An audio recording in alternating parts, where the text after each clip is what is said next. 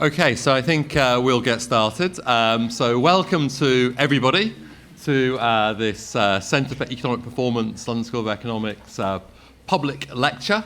I'm delighted to announce we have Jason Furman, who's going to be our speaker tonight. He doesn't need much introduction, as I'm sure you all know him. He's the chairman of the Council of Economic Advisors, which I believe is the chief economist of the United States. So Eddie Lazear always referred to himself when he was in that position as the chief economist of the United States.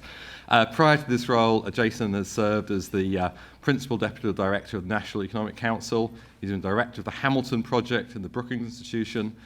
He was special assistant to the president for economic policy during the Clinton administration under Joe Stiglitz. I have to say, amazingly, Jason did this when he was a Ph.D. student at Harvard. So the PhDs in the room, you could actually, work for the president while you're still doing your PhD. It's quite amazing at such a young age.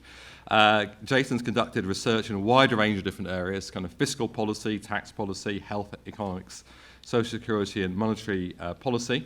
He was an undergraduate at Harvard. Also got a PhD in economics at Harvard and an MA in government. Most importantly, of course, he did a master's of economics here at the LSE, so we're particularly glad to... cheers at this point. Yes. We're particularly glad that you could come back, and I hope I'm not revealing too much. So one of the things that I was very interested to learn as well, that in your freshman year, your roommate was Matt Damon. Is that correct? So very, very impressive and interesting. So we can hear about those stories afterwards. Jason's going to speak for about 45 minutes, and then afterwards we'll have a chance for some Q&A. So without further ado, over to you, Jason. Okay, Thank you.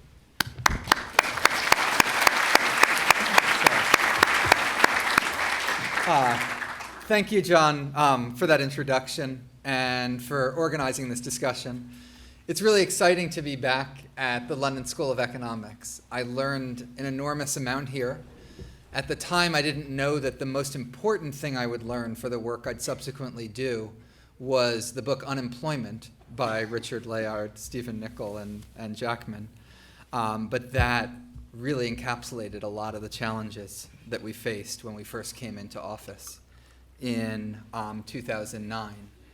The Council of Economic Advisors is in some ways a unique institution in the world. The United States has an economic advisory group that reports directly to the president as opposed to being embedded in a ministry, which is how it would happen in most countries, and a nearly 70-year-old history of providing unvarnished advice to the president, contributing to the formulation of his agenda, and helping to communicate that agenda, as hopefully I'll be able to do part of today. As John said, we do always have openings. Unfortunately, they're limited to American citizens by US law, but I think it's a great place to contribute. Today, I sent about a month ago the title Structural Opportunities in the U.S. Economy. As I worked on the talk, decided a better title would be Structural Challenges and Opportunities on the U.S. economy. And I'm going to cover three broad areas. The first is going to be the U.S. recovery at present, where we are right now, what's happened over the last few years to get us there.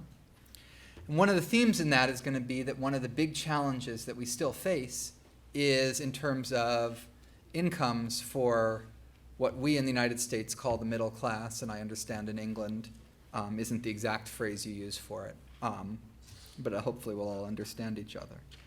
And so that'll bring us to the second part of our talk, where I'll try to look back over the last 65 years to try to understand what's shaped the incomes of the middle class in the United States, and in particular the roles of productivity, inequality, and participation, and put some of that in a global context as well. And then finally, I'll get to the title that I promised all of you, and talk about some of the structural opportunities that we have in the United States to address those challenges, especially in the areas of health, energy, and technology. So let me start with the U.S. economic recovery at present. Like many countries around the world, including the United Kingdom, we faced tremendous headwinds to the recovery. A lot of those were financial in nature. A precipitating event for the Great Recession was a loss of wealth that was 5 times larger than the loss of wealth that precipitated the Great Depression. And the collapse in global trade was larger than the collapse in global trade that precipitated the Great Depression. That shock led to impaired bank balance sheets, indebted consumers, and a housing bubble that made it impossible to get out of the recession in the normal way you would, just by cutting interest rates and seeing a large increase in investment. That set of financial issues was compounded by state and local governments, which had balanced budget rules, cutting back on spending. Normally, they'd be pro-cyclical and be increasing their spending as the economy recovered. That took about another 0.4 of a percentage point per year off growth. And then you add to that a series of events, many of them global, like the Euro crisis, slowing growth in China, the Japanese earthquake, as well as domestic ones like Hurricane Sandy. Despite all of that, the United States has gone a substantial way in its economic recovery, and the pace of that recovery is increasing. More than half of the 15.5 million jobs added by high-income countries since 2007 have been added in the United States, despite the fact that it's home to only 30% of the population of those countries. Our economy recovered its per capita GDP to its pre-crisis peak in mid-2012 after 4.5 years, something the UK has done this year, a country that faced greater exposure to some of those global events like the Euro crisis. If you look at the pace of economic growth, it's strengthened over the last 2013 and 2014. It's been a 2.6% annual rate for GDP growth, up from 2.1% in the first 3.5 years of the recovery. And that's largely due to a pickup in consumer spending, although it's also related to reduced fiscal drag over that whole period at the state and local level. And more recently, we've had less fiscal drag from the federal level. You see the recovery most clearly in the job market. We've added jobs in the private sector for 55 straight months. That's the longest consecutive period of job creation that we've had in the country. This past year, we've added jobs at a rate of 227,000 jobs a month, faster than last year, which was faster than the year before, which was faster than the year before that. That's adding about 2% to our jobs. It's the equivalent of about 50,000 jobs here in the UK, so it's a little bit slower than the pace of job growth that you've enjoyed. The unemployment rate was falling at about 0.5 percentage point per year in the first couple of years of the recovery.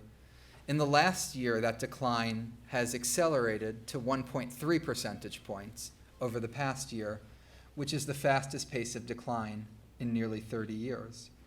And as a result, if you compare the actual unemployment rate, which is what you see in the blue line, to the forecasts made at different dates, the unemployment rate has consistently come down faster than those forecasts. In fact, as recently as 2013, the forecast was that we wouldn't get the unemployment rate below 6% until 2017, and it happened in September, 3 months ahead of what was expected. The overall recovery in the headline unemployment rate is, for the most part, consistent with the recovery we see in broader measures of unemployment. So if you include discouraged workers who have given up looking for a job and left the labor force, or you add other marginally attached workers, which is people who would like a job if one came to them, but for whatever reason, they're not actively looking, those groups aren't normally classified as the unemployed, but if you lump them in with the unemployed and do a broader definition of unemployment, you would find that the labor market is about 70% of the way back to where it was before the, it was about 75% of the way back to where it was before the crisis, a little bit less than the recovery measured in the official rate. We're also seeing this translate into wage gains. The wage gains aren't nearly sufficient to make up for all the challenges that came before. But if you look at production and non-supervisory workers, which is roughly the bottom 80% of workers, their average wages adjusted for inflation have risen at about 1% per year pace for the last 2 years. And you can see this here, that the inflation line, which is the blue one, has been roughly constant, bouncing up and down, a lot of that with more volatile components like energy, while that green line, which is nominal wages, has been growing at a faster and faster pace and exceeded that blue line, indicative of real wage growth. As I said, this wage growth hasn't been enough to make up for the fact that you had had decades of stagnation prior to the recession and a huge hit in the recession. And as a result, real median family income, although it went up in 2013, is still lower than it was in 1997. And that's the challenge that I'll be coming back to in the second part of this talk. In addition to where you are in the recovery, what it's doing in labor markets, what it's doing for wages, a really important question is how sustainable and durable that economic recovery was. In many ways, the economic expansion from 2001 to 2007 was built on debt, foreign debt, domestic debt, and a housing bubble that eventually came crashing to the ground in 2007, precipitating the recession. I think in a lot of different respects, the United States has made a lot of progress on rebalancing and putting our economy into a more sustainable footing when it comes to a wide range of concepts of indebtedness. One of those is our net foreign borrowing, the current account balance, which rose pretty continuously from 1990 up until just before the recession began. It fell in the recession, as you would expect, and then has continued falling, even though the United States is relatively strong compared to other economies, which you would normally think would increase your current account deficit. As a result, it's a little bit more than 2% of GDP right now, back to where it was in the 1990s. While the United States is less vulnerable to the types of current account issues that many other countries are, because we have the world's reserve currency, there's no doubt that this puts you in a more sustainable position in the short run, and in the long run means that raises your national income. A second area where you see rebalancing is gross national savings, and this is largely the reason why you've seen the improvement in the current account deficit, which is that we as a country are saving more. There's been a small increase in savings by households, a small increase in savings by businesses, but the big change that's generating the improvement you see here is the federal budget deficit, which went from 9.8% of GDP in 2009 to 2.8% of GDP this past fiscal year. That was the largest deficit reduction that our country has seen since the demobilization from World War II. In some senses, it was more rapid then is consistent with the type of growth that we'd like to have, and I'll come back to that very briefly in a moment. But it does put us in this more sustainable position. The third area of rebalancing and sustainability is what's happening with household debt.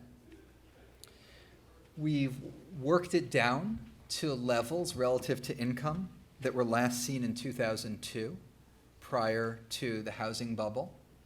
That is in part as households saved more, as they were able to borrow less. And one advantage we had over a number of European countries was a better ability for consumers, and especially homeowners, to work out their debt and reduce it where necessary. When you combine that debt reduction with the lower interest rates, and in the United States it's easier to refinance your home mortgage than it is in many other countries, you get the fact that household debt service payments as a share of disposable income have fallen below 10% for the first time since we've started keeping records in 1980.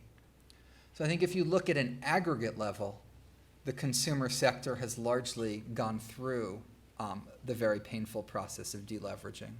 That's obviously not true for every household, and many typical households that have a higher ratio of their wealth in housing and a lower ratio in equity markets have been less successful than you'd see in the aggregate data. But nevertheless, this is important. Finally, corporations have also gone through that deleveraging process, and you see debt equity ratios for corporations below what they were prior to the crisis.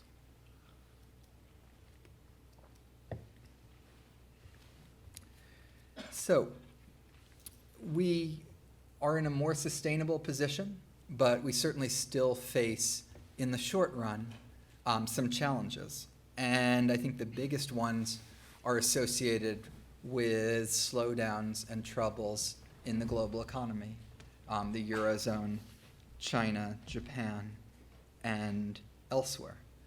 The United States is to some degree better insulated from these than many other countries. Exports are 13% of our GDP, as compared to 27% of the UK's GDP and 45% of German GDP. But nonetheless, the combination of slowing world GDP, changes in the exchange rate, create a headwind that can combine itself with financial contagion and other effects to affect the economy. In addition to that, turbulence in asset markets and potentially froth in some sectors is another short-term concern for the economy.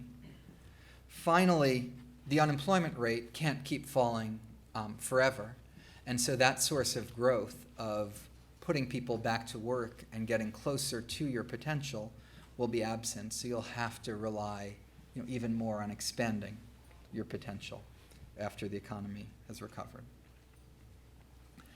I want to talk briefly about the role that public policy has played in this, because I think it's important both for a number of countries around the world that are still facing and have not gotten out of the types of challenges that the United States faced, and we're not out of it by any stretch, but have made more progress than some. So I think it's an important lesson around the world now, and I think it's an important lesson because we haven't ended the business cycle, and there'll be recessions at some point in the future. And learning what worked in this response, I think, is important. The first is fiscal policy and fiscal expansion. The first fiscal stimulus was passed in February 2008, when the unemployment rate had risen to 4.9%, which isn't particularly high, but it was clear what direction it was going. A year later, President Obama signed the Recovery Act into law, which was the single largest fiscal recovery measure as a share of the economy that we've ever done in the United States.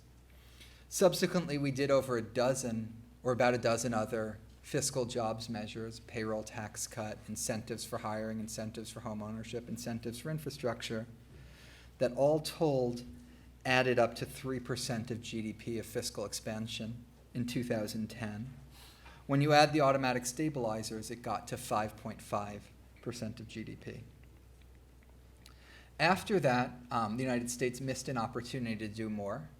The president submitted the American Jobs Act to Congress in 2011, which would have done substantially more, sought the extension of unemployment insurance this past year, and has consistently pushed for greater investments in infrastructure that Congress has rejected. But even while we didn't do as much as we would have liked, we were able to do a lot, and it made a difference. In addition to that, we've had accommodative monetary policy with low rates, quantitative easing, and forward guidance. Fiscal and monetary was complemented by a set of financial policies, the center of which was TARP, which rescued the banking system and got, in effect, fully repaid for the cost of that and turned a small profit on the banks, as well as the resources that were put into rescuing the auto sector and helping to stabilize housing. If you look at all of these together, Alan Blinder and Mark Zandi estimated that they saved 8.5 million jobs that would otherwise have been lost and prevented the unemployment rate from rising to 16%. I think we still need to be concerned, not at this moment, not in this year, but at some point in the future about the types of macroeconomic stability issues and trying to make sure that we're not going through another crisis like what we went through. I think we're in much more durable shape with things like Dodd-Frank, financial reform, but it's something that's an important part of the discussion.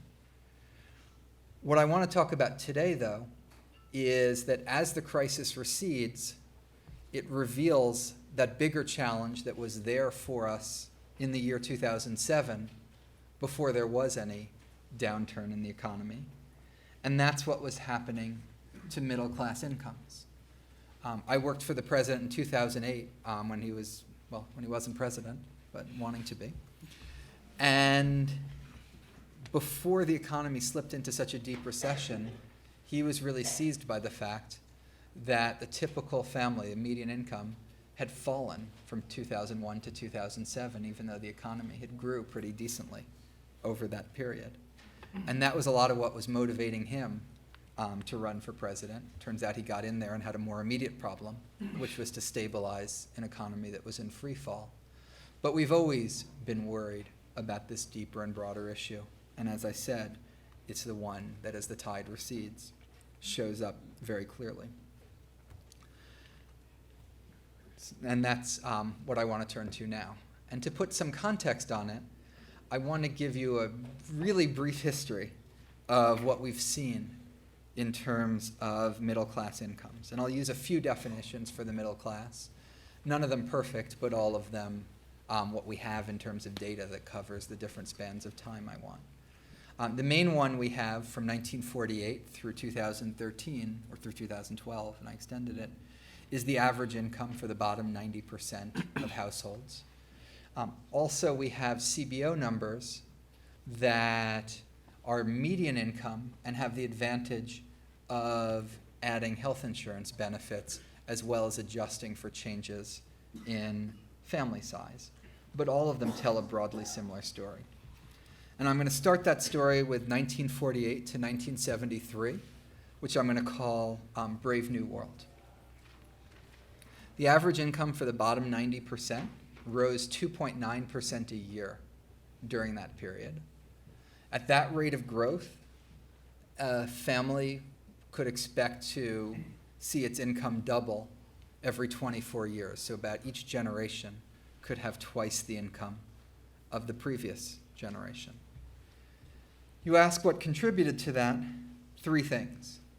The first is you had extraordinary labor productivity growth of 2.8% per year.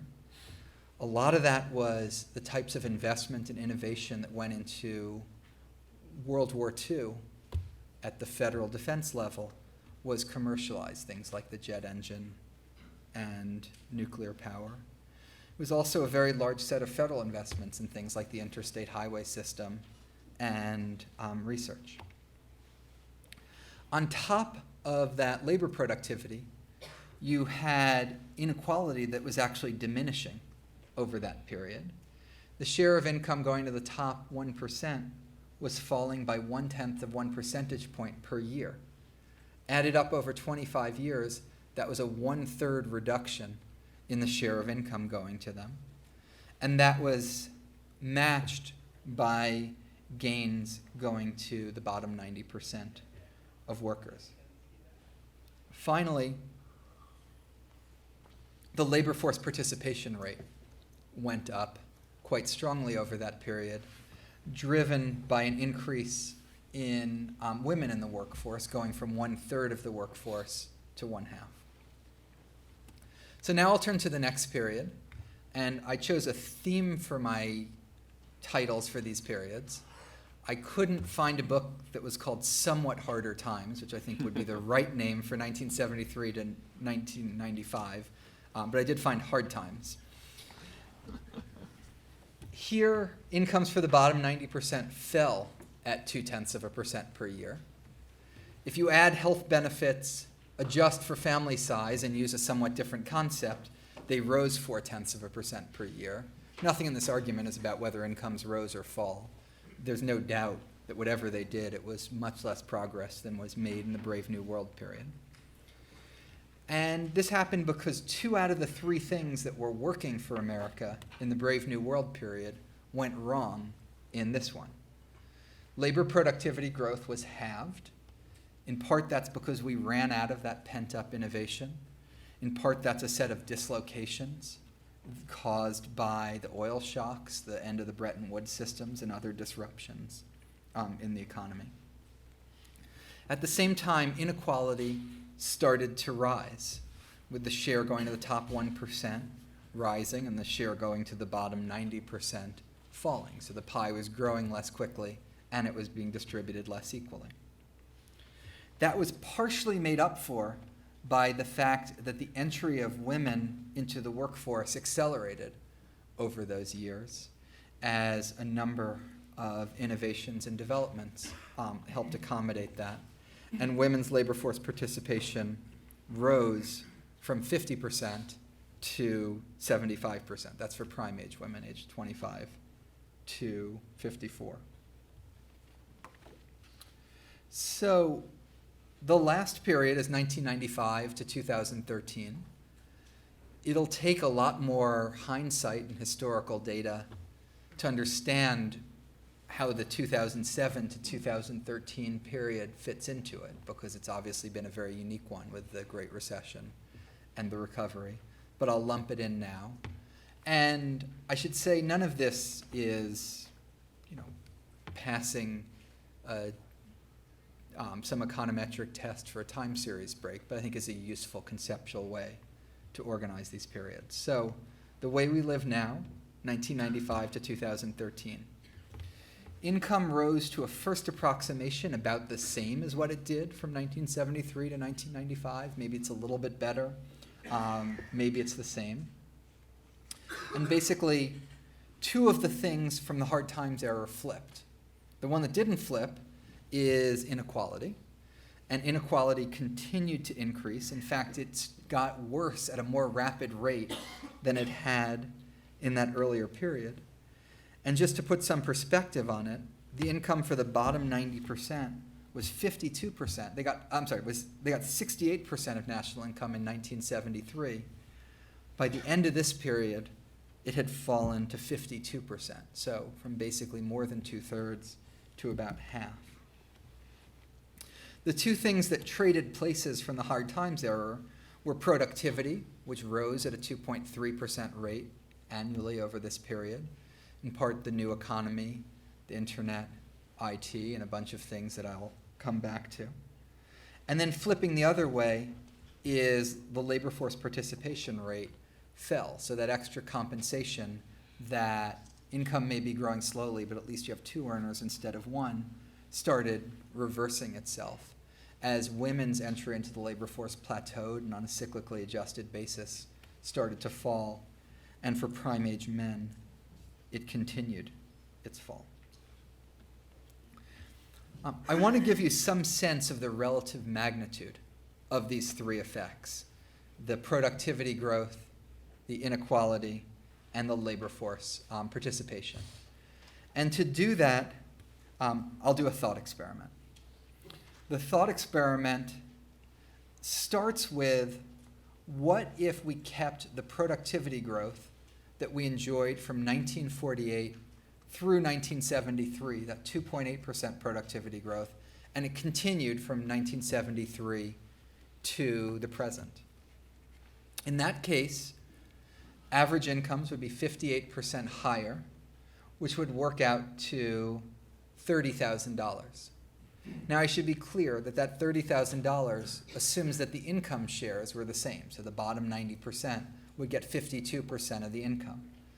It might be the case that if you had a higher productivity growth, you would have had more skill-biased technological change, and that share going to the bottom 90% would have fallen. So you might think this overstates the growth part and misses some of the inequality. But I think it's a decent proxy for, if you just expanded the whole pie, you kept it just as unequally distributed as it is, what that would do to people. The second thought experiment is inequality.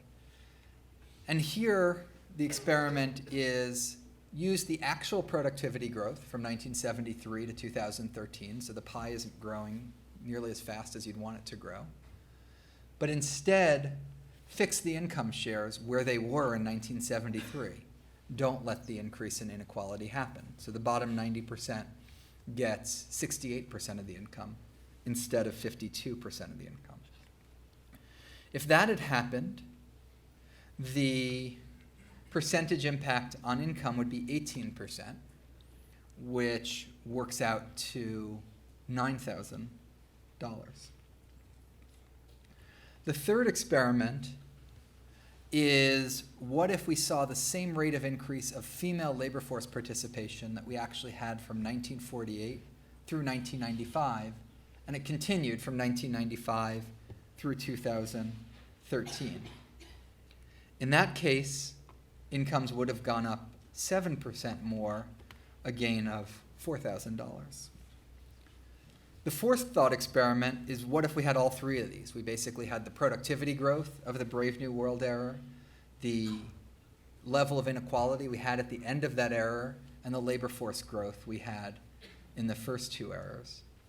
Then you'd not only get all three of these, but you'd get the compounding, and the combined impact would double the income of a typical household. So instead of median household income being $50,000, it would be about $100,000. This is all obviously illustrative. It's all rough in certain senses. But I think the lesson, at least that I take away from this, is that all three of these effects, productivity, inequality, and labor force participation, are quantitatively quite important. I don't think $4,000 is something I'd dismiss. I certainly wouldn't dismiss $9,000, certainly not $30,000.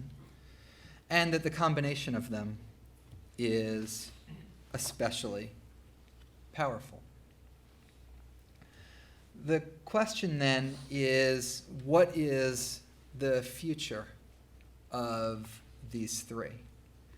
And the future of them, and especially the future of productivity growth, which is the largest of the three factors in explaining what happened to income, I think lies in part in the policy choices that we make as a country, and it lies a lot in some of the structural opportunities that we have as a country. Before talking about those, I just briefly wanted to put this a little bit in comparative context. Labor productivity growth is, you can see in that blue line, the United States was falling for a while. It then started to rise. It's hard to see the rise because the access is so spread out, because in the post-war years, some countries had extraordinary productivity growth. A lot of other countries haven't seen that bounce to productivity growth. Obviously, you see the UK with its latest numbers, Italy, which has faced a lot of challenges. But even other countries haven't. So I think in some sense, structurally, the United States is poised a little bit better to take advantage of information technology, biotech, energy, and a number of other developments.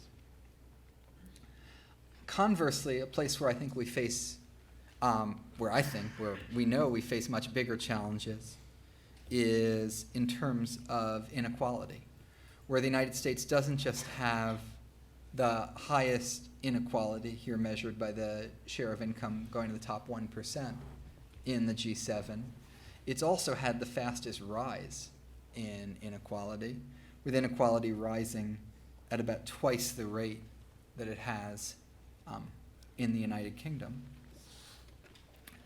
And then the third area, participation, and comparing that, you see that the United States had, in 2007, even before the recession, had an employment population ratio for prime-age males that was actually below the OECD average, below the Eurozone, and well below Japan, and in fact was 23rd out of 34 countries in the OECD. The crisis, the retiring baby boomers, the set of underlying structural changes that was preceding the recession all combined to lower our employment population ratio still further. It went down even more in the Eurozone, but we're still facing a challenge in that regard. When you look at women, female labor force participation in 1990, the United States was 7th out of 24 countries. By 2013, it was 19th out of 24 countries. We went from approximately equal to the UK to about 6 percentage points below the UK. And one of the factors that explains the difference between the United States and other countries, an issue that John has helped the administration think about, is family policies like paid leave and childcare and flexible workplaces that one study found explains 1/3 of the gap between the United States and others. All of this now brings me to those structural opportunities and particularly what it means for productivity growth, but also for incomes. The first structural opportunity that we have is in the area of health. The United States has the highest health spending as a share of GDP in the world, 16%. That compares to an average of 9% for the OECD, which also happens to be the same as the UK. Despite that, we cover a smaller share of our population with health insurance, and we failed to achieve, obviously, better outcomes in a range of dimensions in the health system. The health challenge wasn't just one of the share of GDP in terms of health spending. It was also the rate of growth, which a decade ago was growing at a double-digit rate. And that led the head of the Business Roundtable, the main business organization in the United States, to say, quote, "One of the biggest threats to families, businesses, and U.S. competitiveness is the rising growth of healthcare." We've seen a dramatic change from a decade ago. Health premiums, instead of growing at double digits, last year grew at 3% nominal or 1.2% real. That's the lowest we've recorded. Prices, which you see here, are growing at the lowest rate in nearly 50 years. And instead of health being above the inflation for everything else, it's been basically the same and sometimes slightly below. And if you look at total national health spending, the 3 lowest years we've recorded since 1960 were, for growth rates, were 2011, 2012, and 2013. The recession was certainly one cause of this, but with the health slowdown continuing and deepening in 2013 and 2014, even as the recovery was further underway and the economy was strengthening, it surely isn't the only explanation.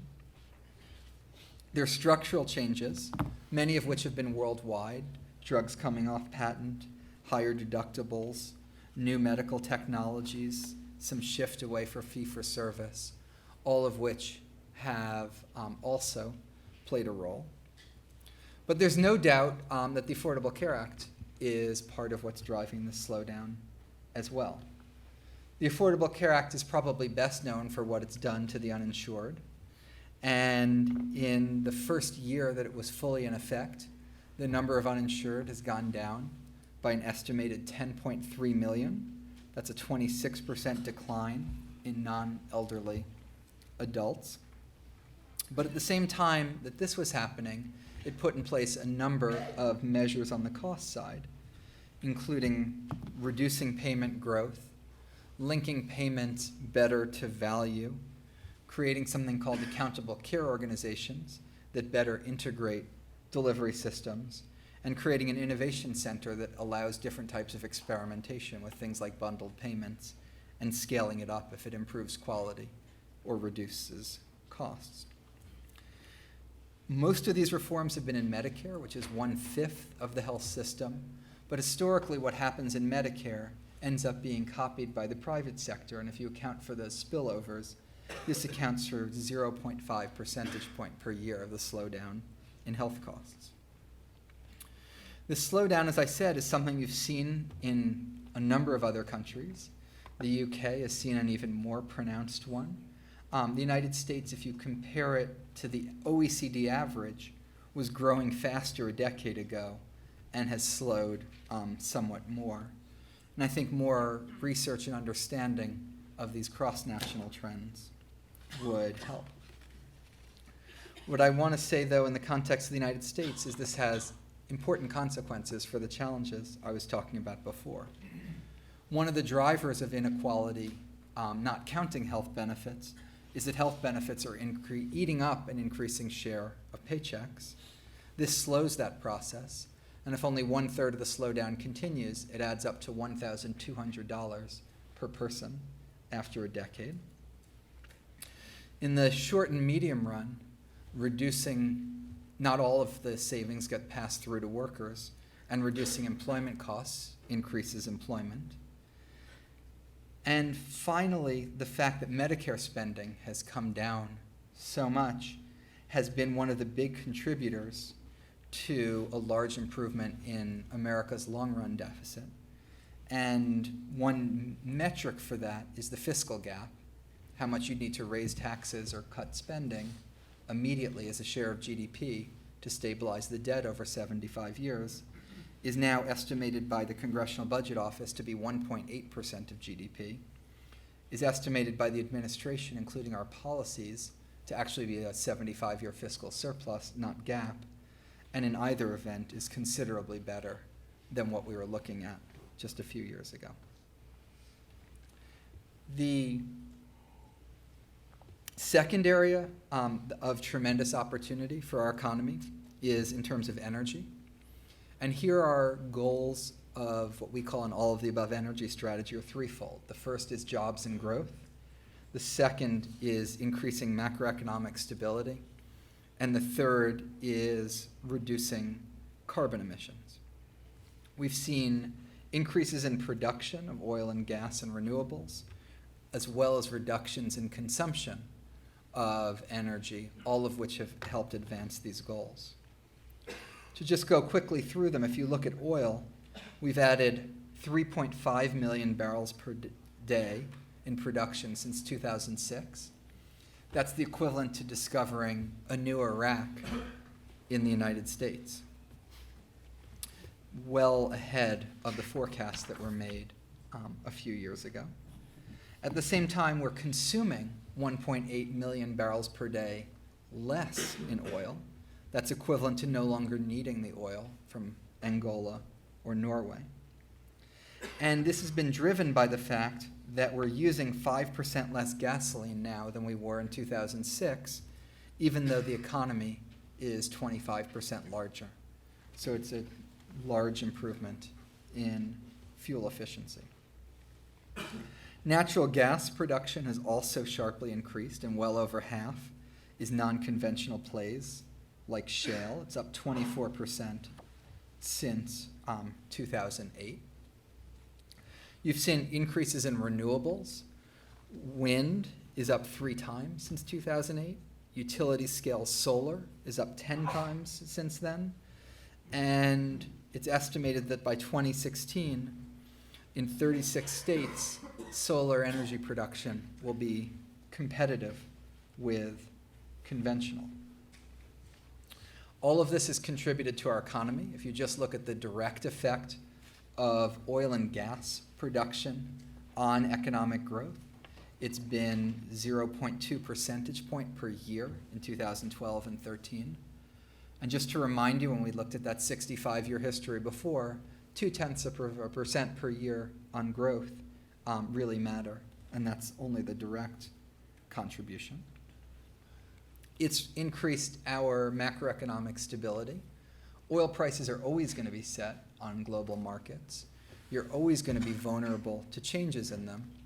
But when you've seen the 40% reduction in net imports that we have, it means that you have less of a terms of trade shock when oil prices rise, more of a hedge against them, and as a result, a little bit less macroeconomic vulnerability, something the Council of Economic Advisors documented in a report.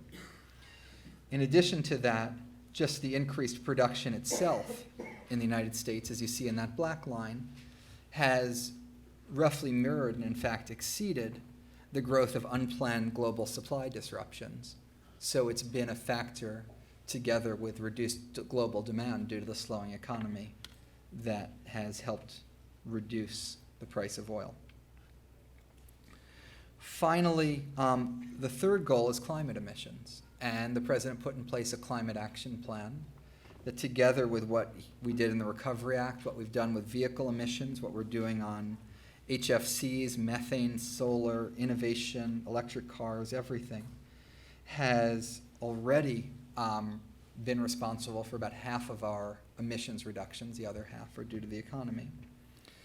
And we've put in place proposed limits on emissions for power plants that would cut them by 30% by 2030. All of this means we're on target to reach our Copenhagen commitment of a reduction in carbon emissions in the range of 17%, below 2005 levels by 2020. But there's a lot more that we need to do on carbon emissions. The third and final area of structural opportunity is technology. We've been creating new industries and transforming old ones.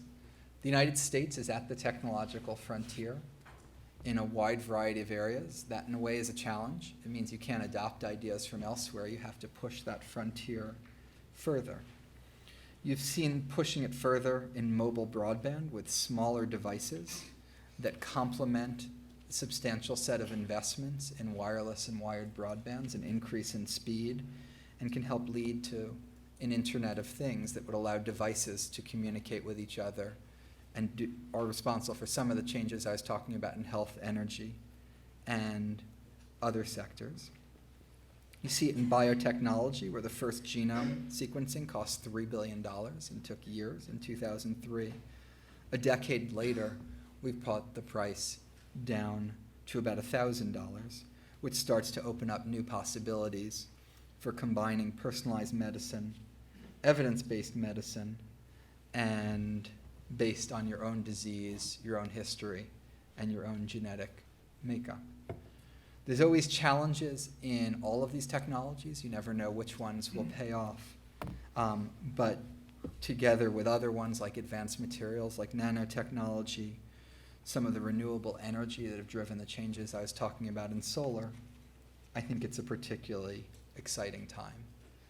There's things we've done to try to help all of that, whether it's patent reforms, freeing up more spectrum for mobile broadband, substantial increases in investment in research and innovation in the Recovery Act and Open Data Initiative as well. There's a debate over all this, though. because there's all this exciting stuff we see around us, and then there's the productivity statistics, which in the last couple of years have told a different story. And that's led Robert Gordon, John Furnold, and other economists to have theories about productivity growth slowing, running out of ideas, a prolonged period of slower productivity growth. On the other side, you have people like Eric Brynjolfsson and Andrew McAfee that are much more techno-optimistic about all of that. I find myself somewhere between those two. Wouldn't want to predict a massive, transformative increase in our rate of productivity growth. But there's no reason that the productivity growth in the next 20 years can't be the same as what we've enjoyed since 1995, that 2.3%, if not higher. Some of the reasons why I wouldn't place too much weight on the latest data is, first of all, productivity is very volatile from year to year. The measurement issues are compounded in the wake of a very severe recession and a period of lower capital investment. And so if you look over that longer period, since 1995, you see that 2.3% annual rate, and that might be a better way to think about what might happen in the future. I think second, there's a number of measurement issues in productivity. And third, and maybe most important, a lot of these are network technologies that you need to figure out how to work with, incorporate in your workplace. And history, Paul David and others have said that that doesn't happen immediately. In fact, it doesn't even necessarily happen in one wave. So the first round of electricity was putting light bulbs in your house, which helped.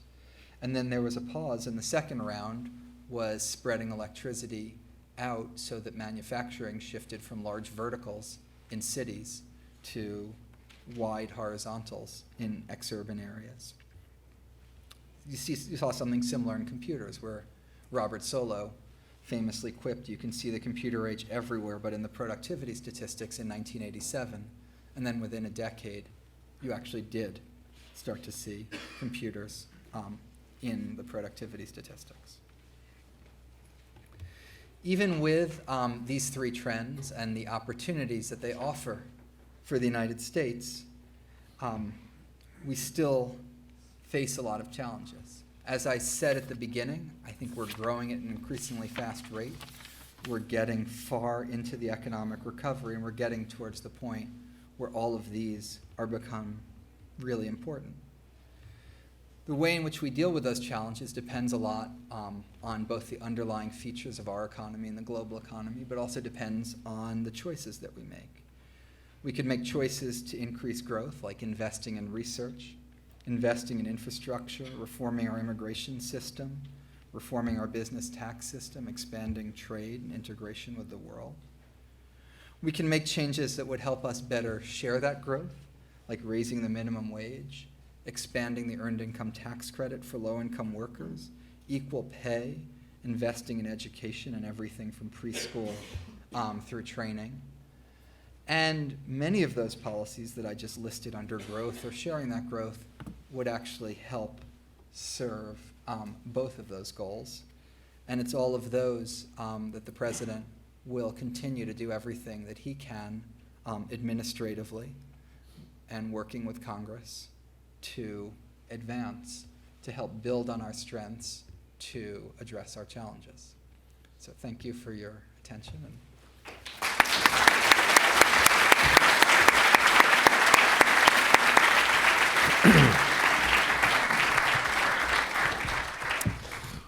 Well, thank you very much, Jason, for a really interesting and stimulating talk. So we have some time now for question and answers. One thing I have to say is that obviously the midterms were yesterday in the US, and the president, I understand, will be making a speech at 8 p.m. UK time on this. So obviously Jason cannot discuss issues around the midterms because of that issue. So very sorry, he won't be able to answer questions on that. So you can ask them, but they'll be pointless. So I would advise you to save your breath for other aspects of things which have been talked about. So there's roving mics. So if you would mind, if you want to ask questions, put your hand up and announce who you are when you ask a question. question here in the front row. Thank you very much. I'm Richard, a graduate of the school. With regard to the healthcare costs, you talked about Obamacare being a contributory factor reducing healthcare costs. Can you just explain what else is in that equation and why it will continue? And secondly, the picture you paint is obviously pretty good. I mean, there's been some good recovery. The dollar will probably appreciate in that environment. It has been of late. How will that pose issues, structural issues? What are your thoughts on the dollar? Okay, so in answer to your first question, anytime you see a big change, you have to take a look at it and ask, is it temporary or permanent? If you didn't know anything about the world, the best guess would be it's some combination of the two of those. We look at the big change we've seen in healthcare and then try to figure out what's causing it. Insofar as it's caused by the economic slowdown, then we would expect, and we'd certainly hope, that it was temporary because the economy will recover, so that portion of the slowdown won't continue. I think 2 or 3 years ago, a lot of people looking at the slowdown thought it was all caused by the economy, and as a result, they thought that cost growth would fully bounce back once the economy is recovered. The economy has recovered, and it hasn't bounced back. And in addition, you saw the slowdown in Medicare, which is a federal program, which is not cyclical. You see it in prices, not just in quantities, and it's the quantities that are cyclical in health, not the prices. So the most obvious explanation for it being temporary, I think we can rule out, at least for a lot of it. That leaves the remainder. Some of the remainder is probably, again, temporary and just good luck, and it's very volatile, it's very hard to predict. But my thought experiment on the $1,200 was if just 1/3 of the slowdown persists, and 2/3 of it was temporary, so if only just 1/3. And I think there's good reason to think that. We've changed the formula by which we reimburse in Medicare and slowed the growth rate of it. We have done things like if you have excessive hospital readmissions, you pay a penalty, risk adjusted, that encourages you to get things right the first time so the person doesn't come back. We take where our system is badly broken, which is a lot of fragmentation between outpatient and inpatient care that don't coordinate with each other, and basically say if you coordinate them and save money without hurting quality, we'll give you a share of the savings, and that's led millions of people to enter programs like that. And they're not like the HMOs of old, they're not mandatory. The person doesn't even know they're in it, and if they want to go out of it, they're allowed to, but they might choose to stay in because it's better quality. And then I think the most promising is the one we haven't seen yet, which is all the incentives for innovation and for scaling up experiments as we learn how to save money. So it's all of that that I think are things we've done that feel to me like they could make a lasting contribution. Again, I don't want to, if I come back here 2 years from now and the growth rate's gone up, that doesn't make it false. It's going to bounce around, you're going to be uncertain about it. But I think there's some reason to believe it's slower. And the Congressional Budget Office thinks that in their projections as well. In terms of the second, the United States Department of the Treasury discusses the currency on behalf of the United States. I did in my talk point out a slowing global economy combined with an appreciating exchange rate is certainly a headwind for the U.S. economy. We have tailwinds too in the form of, for example, lower oil prices, which will add a couple tenths to our GDP growth. And I think a lot of the biggest effects internationally are less through a conventionally measured trade channel, referring you back to the 13% of GDP, and more through the earnings of U.S. corporations are disproportionately overseas. The lending in the United States depends on foreign banks. There's contagion across financial markets, all those types of effects, which are harder to quantify. And at least right now, doesn't appear to be the type of problem that you see in the Eurozone. It's much more of an aggregate demand, affects your trade flows, less of that. But it's that set of stuff that I'd worry more about in terms of tail risk. There's a question up there. Yes. On the issues of... Could you say who you are? Yeah, I am an economist and investor also. In the arena of inequality and growth of productivity, it seems that the big corporations with innovation, the innovation as a consequence gives the opportunity for this corporation like Apple, for instance, to create a lot of wealth in few hands. This is a phenomenon of innovation. And at the same time, it increases productivity, this innovation, these big corporations. So let's say if in the future there will come many cases like Apple, for instance, this type of very big corporations, in one sense, it helps the economy, but also it creates a bigger problem on the terms of inequality, because big wealth goes to few hands. Mm-hmm. How can we adjust these two phenomena at the same time? How can we? Yeah. So I think economists have put forward a lot of causes of inequality. I think the increase in inequality has been large enough that there's room for all of those economists to be happy and having correctly explained part of it. And certainly an important one is technology. There's two important there's two important caveats to that. It's not any technological change. You saw a large increase in productivity growth that I showed you in what I was calling Brave New World from 1948 to 1973, and you saw a reduction in inequality. So it's first of all the type of technology, what types of skills is it complementing and rewarding? And it might be you invent a machine that makes a worker more productive and that helps wages at the middle or the bottom, or it might be you invent a computer that lets a trader do something faster and make more money at the top. That's the first caveat to the technology story. And the second caveat to the technology story is something that Claudia Golden and Larry Katz there's been a lot of papers about, but they wrote a book about called The Race Between Technology and Education. And it's that in the 1970s, starting in the 1970s, the pace of skill-biased technological change picked up. The pace of educational attainment slowed down. People had been increasing at a much faster rate, college attendance, the number of school years in the 50s and 60s. In the 70s, it was still increasing. It wasn't increasing as much. So I think those two answers give you part of the answer. Insofar as you think technology can complement other skills, it's not going to inherently on its own increase inequality.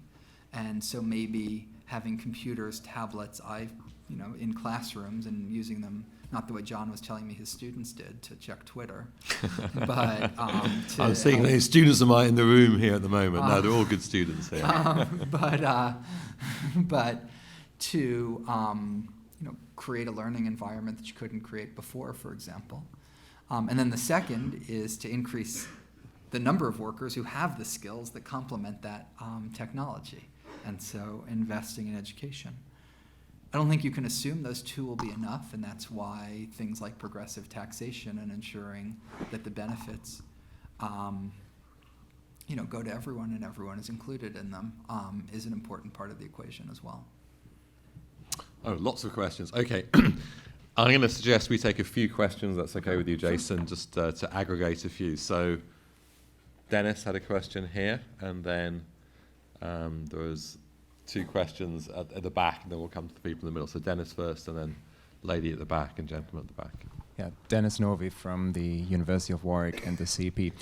I have a question about the trade agreements that the US is negotiating right now, both with Pacific countries, the TPP, and with the European Union, TTIP. Some economists, Paul Krugman and Joe Stiglitz, for example, have called these no big deal. So my first question is, would you agree with that assessment? And my second question is, now that the midterms are behind us, do you think there's an opportunity for the president to take this issue up before the presidential election cycle is going to kick in? Okay, the lady at the back had her hand up.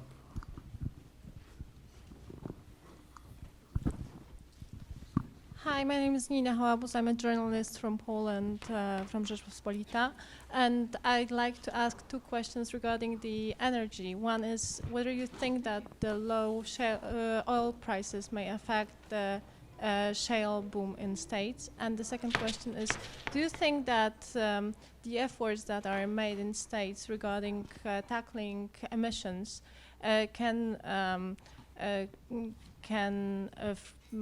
bring to states to take some obligations during the next year's climate summit in Paris? And then finally, a gentleman at the back with a tie on. Thank you very much. My name is Ali Mabubakri. I'm the CEO of this Executive Minds Texem. My question for you, Jason, thank you for your interesting presentation. You were able to make figures, speak, so to speak. What do you think Detroit, what do you think other states in the United States can learn from the bankruptcy of Detroit? Thank you. So trade, energy, and urban economics. I'll work those all in together. I think TPP and TTIP are economically important in that they're trade agreements that cover more than 70% of the global economy. I think they have geopolitical importance as well. And part of them are motivated by the fact that globalization is happening regardless of what agreements that we make. And so part of the point of those agreements is to make sure we're globalizing in a better way, in more of a race to the top that have enforceable rules regarding labor, regarding the environment, and make sure that we're not suffering from trade diversion as others would otherwise move ahead without the United States. In terms of shale, I don't think the people whose job it is to predict energy prices or financial markets, for that matter, do a particularly spectacular job of predicting them, and I'm certainly not any better than they are. I think some of the ideas that there are some price points at which shale production in the United States becomes uncompetitive is probably wrong. I think it's a continuum that the more price falls, the more things are no longer cost effective. And certainly the International Energy Agency has said that at $80 a barrel, it's 4% of shale production that doesn't meet a cost test. So I think it may be that effect is a certain amount below where we are now, and is more of a continuum than sets a particular floor. It is, climate change is a global problem. The only way to solve it is with a global solution.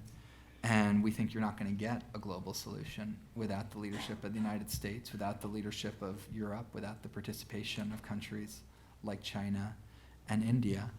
And we think the fact that the United States is acting, and many European countries are acting as well, puts us in a much better position going into the discussions in Paris to show the type of leadership, to work with other countries to get them to agree to binding climate goals as well.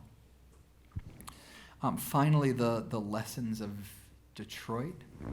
One lesson is a 80-year-old lesson, which is if you have which is that monocultures are more at risk from shocks than more diversified cultures, and Detroit was a monoculture, and that created challenges for decades for it, and created a particularly severe one when the industry it was dependent on went into such problems. You've seen, but I think Detroit is also an example that we have a municipal bankruptcy system in the United States that is effective, that can create procedures for working out that debt so that you can then move forward. This is something you don't have at the state level in the United States, and you don't have a system at the sovereign level in the world, but you do have it for cities. And I think that will, combined with the strengthening we've seen in the auto industry, a lot of the ways in which we've tried to facilitate and speed things up for Detroit, help aid their economic recovery. So I think that institutional mechanism, and I don't know quite how that works in other countries around the world, but I think that in some ways is effective, combined with things like just a tax system that has, in effect, automatic stabilizers that operate across state borders and across city borders in a way that you don't have, again, at the national level in a place like Europe. Okay, so I think the gentleman there has been waiting, in the blue shirt, has been waiting a while to have a question. Well, again, we'll take a couple of questions, if that's okay. Sure. Oliver Damian, member of the public.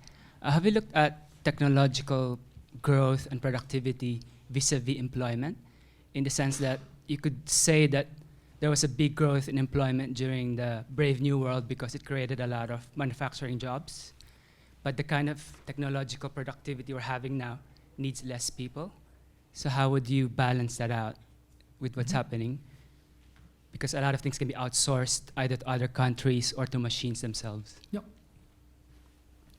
And gentleman there in the mauve sweater, and the lady here in the yellow sweater. Thank you. My name is Ryan. I'm a graduate student here. To what degree do you think the structural challenges you identified are best addressed by policymaking at the federal level? And to what degree do you think they're best addressed by policymaking at the state and local level, which is so huge in the U.S.? And if you think it leans more towards the state and local level in certain areas, how, I don't know, optimistic are you that those groups will be able to coordinate well enough to kind of have a coordinated policy response? Thank you. Hi, I'm a general course student from the U.S. Oh, I'm from Cleveland, Ohio. So my question has to do with, you said that an opportunity for the U.S. economy is the technology growth that we're seeing currently. But related to that, there's also an increase in burdening debt for student loans. And as well, there's also more and more graduates deterring to advanced education instead, which also increases student debt. Do you think this is a structural challenge for the U.S., and if so, how can we solve it? Mm-hmm. Workless factories, federal versus local, and student debt. Okay. So, in my introduction, you didn't include the fact that I used to be a professional juggler. So I will take all three of these and work them together. Keep them up in the air at once. One thing that didn't change a lot in the three periods that I showed was unemployment. In pretty much all of those, about 95% of people who wanted jobs had them. Now, it went up in recessions, maybe it went down when the economy heated. I think when productivity growth changes, it actually helps for a period of time drive the unemployment rate down, as we saw in the 1990s. But for the most part, and you could extend this back a couple hundred years before what I showed, the market clears so that most of the people who want to work can work. So I think the challenge in terms of technology is more what the first gentleman was asking before, in terms of can work, but can work at what price? And what price is the inequality we were talking about before. And so I think the reason why what you're describing is not a problem I'm incredibly concerned about is because there is this other one we are concerned about, which is the increase in inequality. In answer to the question of whether it should be federal or state, I'm going to give a one-word answer, and I think you can probably predict what it is, which is both. But those aren't two independent things. We saw state innovation in how to deliver health care to more people in Massachusetts, and we scaled that up at the federal level in the Affordable Care Act. So there the states led. We saw, we created a fund, Race to the Top, in education that offered money to states that adopted innovative new things in terms of education. It said, here are the goals, here are the types of things, but you go figure it out, apply, and we'll reward you if it's along those lines. So we were catalyzing state innovation in a variety of dimensions. So you see things bubble up and go down. And then you see things where you parallel track it. The president launched an effort to raise the minimum wage in his State of the Union address in January 2013. If that was happened at the federal level, 28 million people would be paid more. Hasn't happened at the federal level. But since then, states across the country and cities across the country have raised their minimum wages. 8 million people are going to get a raise because of that. And then on top of those 8 million, several more states yesterday passed ballot initiatives to raise their minimum wage as well. So there, we'd like to do it federal, but no one's waiting for the federal government to do it. They're moving ahead. And then student loan debt is a whole nother topic, obviously. I think the first thing to understand is the typical debt is about $24,000. The typical return to college is about $15,000 per year. $24,000 in exchange for $15,000 per year is an extremely good deal. That, of course, is averages. And I think a lot of the problem is the dispersion around those averages, and in particular, the right tail. And I think some of the challenges with that right tail may have grown. They've grown with for-profit institutions that don't necessarily, that create a lot of risk for their students. They grow a lot for students that don't complete. When you combine the two of those, the default rate for students at for-profit schools that don't complete is over 30%. And so that, I think, points you towards the solution, which isn't less education. Doesn't make sense for everyone, every type of education, but it makes sense for an awful lot of people. But it says an emphasis on the quality of colleges. So we put in place regulations for for-profit schools that they're graduating a lot of defaulters that basically won't give them any more federal assistance. And it says a focus on completion. And then it says have better risk sharing, something that you have in the UK, Australia, and elsewhere, that we've expanded income-based repayments. So if your income goes down, your payments are capped at 10% of your income and then ultimately forgiven if they still haven't repaid after a period of time. So I think it's those types that address the risk and the lower tail is the really important part of the student debt issue. Okay, I see one question down here and one at the back, and then maybe probably a final one at the front. So, thank you, Chair, for your talk. My name is Rahul Rekhi. I'm a student in the M.Sc in economics program here. Towards the end of your talk, you mentioned that a number of the main structural opportunities for growth for the United States would be in areas of high tech, nanotechnology, biotech, and so on. But the U.S. Investment in scientific research and development has dropped considerably, particularly in the physical sciences. Since the 1970s, I think it's been cut by half, normalized to GDP. So is there any appetite or impetus for changing the way publicly funded research is carried out? And if so, what are your thinking on that? Mm-hmm. We should be investing more in publicly funded research. We certainly propose that in our budget.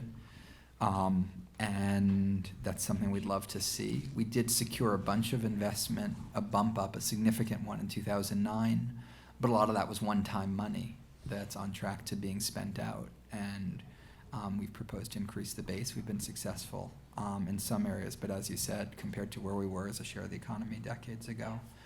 I think the private side matters too. So things like taking the research and development tax credit, reforming it, expanding it, making it permanent, and paying for all of that, of course, could help on the private side.